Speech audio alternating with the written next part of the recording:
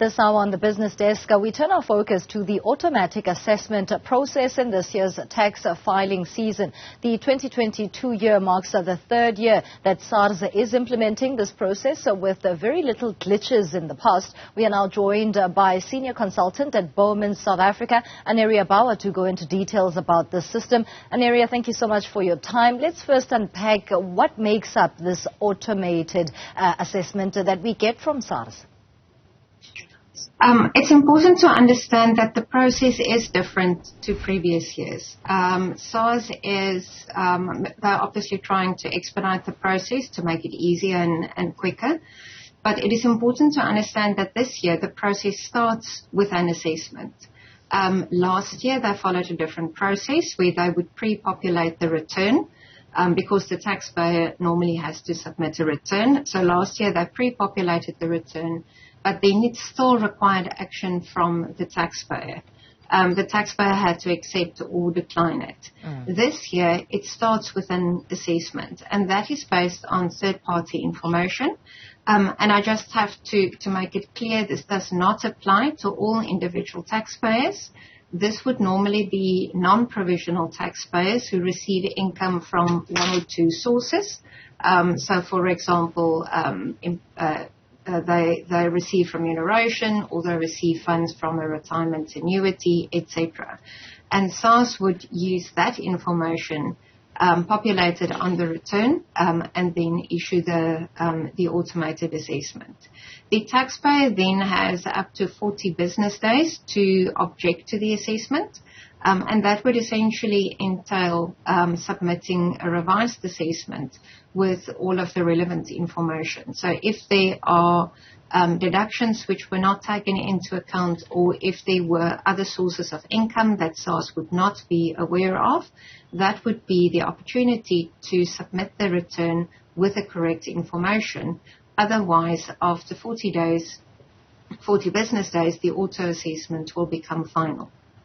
And that's the interesting element here, Aneria, in that after the 40 business days, it becomes what is known as a processed assessment. What are the loopholes here? Because essentially we are still at that phase of trial and error with this automated assessment.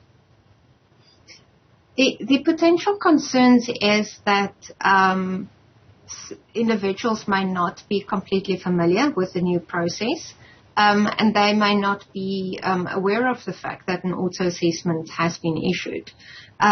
If an auto-assessment has been issued and they haven't used the 40 days, one would assume that that's not the absolute end of the world, that they could still approach SARS, explain why they were not aware of the assessment, and then provide the correct information to SARS. However, that does place the taxpayer on the back foot, because the taxpayer then has to explain to SARS and to request the SARS to exercise their discretion in their favor.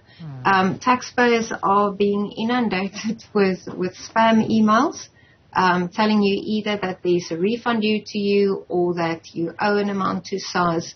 And I would think that many taxpayers are concerned when receiving an SMS which purports to be from SARS, and then to click on a link and to see what it entails. So I think that's one of the big concerns, is that taxpayers may miss it, either because SARS doesn't have the correct details, or the email or SMS may have been blocked, or the taxpayer may be concerned that this is a spam or phishing email. And that's a great concern, especially when you think of those who are slightly elderly and are not tech savvy. It's very plausible that you would have missed an email or a text message from SARS. But in the 3 years that SARS has been using the system, where do we gauge it in terms of it being successful and pretty much glitch-free at this point? Well, as I said in the beginning, this is actually the first year that they're doing the auto-assessment. So this is a new process. Last year, they also pre-populated the return, but the taxpayer still had to say yes or no. This year, it's a new process. So we will need to see how it goes. One can understand the SARS need for efficiency and to expedite the process so that they can spend more time on the taxpayers who do need some form of verification. From previous years with the pre-population of the return, I'm assuming that they feel that the process went smooth enough that they can now move forward to the auto-assessment. But it is a new process. So one would need to be very vigilant and really keep an eye on your e-filing. Can we say, though, that it has had a benefit on the side of SARS, really, when it comes to ensuring that compliance is somewhat improving? I haven't seen the numbers from SARS. I mean, what it does help them is that they don't need to chase taxpayers where they probably don't need further information.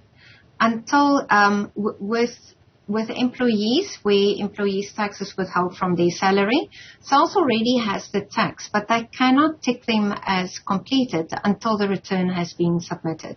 So this year, they've shortened the tax season, with non-provisional taxpayers having to submit their returns by 24 October.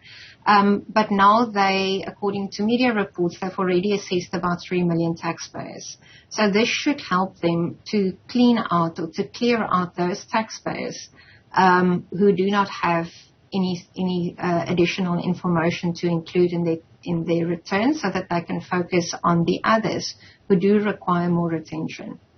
Lastly, there have been challenges with regards to the current strike at SARS that has impeded somewhat on the process of this year's tax season. But there were also issues with regards to technology glitches when it comes to the refund process. How, in your view, has that affected the start of this year's tax season? Well, based on what one read in the newspapers, SARS has said that the strikes haven't really impacted on the process and that they're not going to extend any of the filing dates. I suppose people who do have, or taxpayers who do have technical difficulties, must just make their voices heard so that SARS is aware of those problems. Aneria Bouwer speaking to us from Bowmans, South Africa, about the current automatic assessment from SARS. Have you tried it? Are you tax compliant? It would be interesting to know also if you've gotten your refund and whether that strike at SARS has affected you as a South African taxpayer.